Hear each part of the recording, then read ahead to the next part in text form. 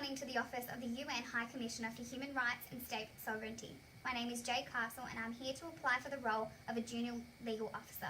The Australian Constitution came into effect on the 1st of January 1901 and is the fundamental framework that defines the state and its institutions.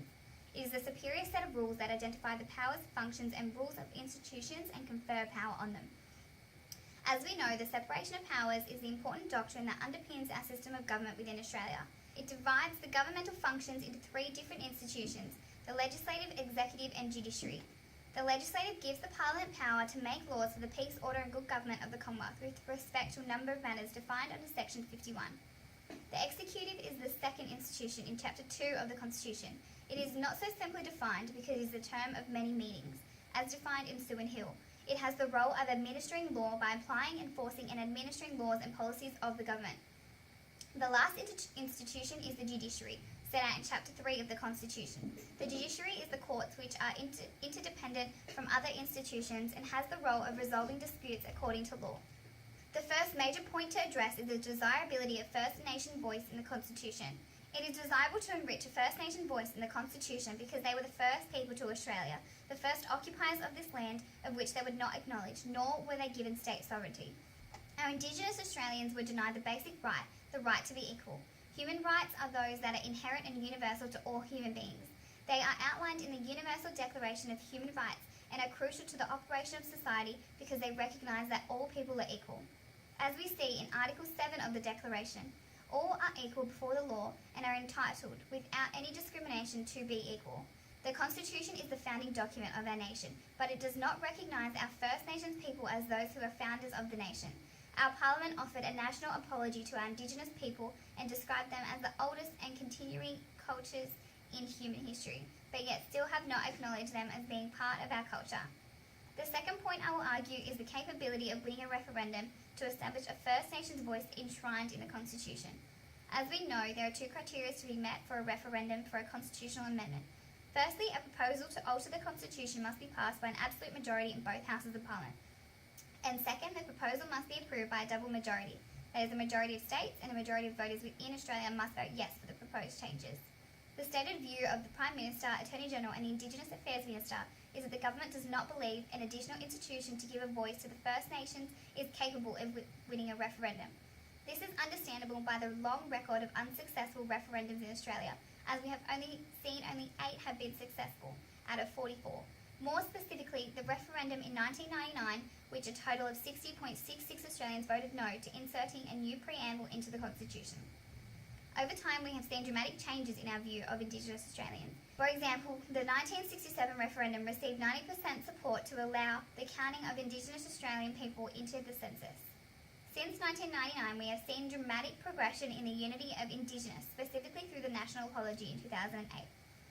There has been the addition of preamble into 4 of our state constitutions, to Victoria in 2004, Queensland and New South Wales in 2010, and South Australia in 2013. We can see that most of the states have already recognised Indigenous people as being the first people of the Constitution. Ms. Barbara Stone, a Member of Parliament, stated in an interview that preamble pays tribute to Indigenous Australians' ancient and enduring cultures. This indicates a huge shift on the view of a state level on the establishment of a First Nations voice enshrined in the Constitution. On a personal level, we can see the likeliness of a successful referendum as 86% of Australians believe the relationship between Indigenous and non-Indigenous people is important, and 71% of Australians believe that Indigenous people hold a unique place as First Australians. As we know, the powers of Parliament to make laws are listed in Section 51 of the Constitution. Section 51 subsection 26 is the race power, which is the power to make laws in relation to any race. The Parliament have the power to grant laws for both the benefit and the detriment of Indigenous people. This wide power is observed in Carternarian Commonwealth, where a piece of legislation that led to the disadvantage of Indigenous peoples was held to be valid. The third and last point I will argue is the consistency of the establishment of a First Nations voice within the Constitution with equal civic rights within Australia. The Parliament also have the power under Section 51 subsection 29 to make laws with respect to external affairs. That is the power to implement international treaties and conventions, powers over extraterritorial matters, over relations with other nations and matters of international concern. Even though Parliament have this power, they cannot be held accountable for not implementing specific treaties or even once ratifying the treaty, actually domesticating it and putting it into our Australian law. There are organisations like us that advocate and put pressure on Parliament to make treaties into law. One prime example of this is the UN Declaration of the Rights of Indigenous People, which was adopted by the General Assembly in 2007. Australia was one of the 4 countries to vote against its adoption. 2 years later, in April 2009, Australia reversed their position and endorsed the declaration. It is now 10 years later and this declaration has not been made into statute within Australia. As we know, international law can be used in arguments and decision-making in courts.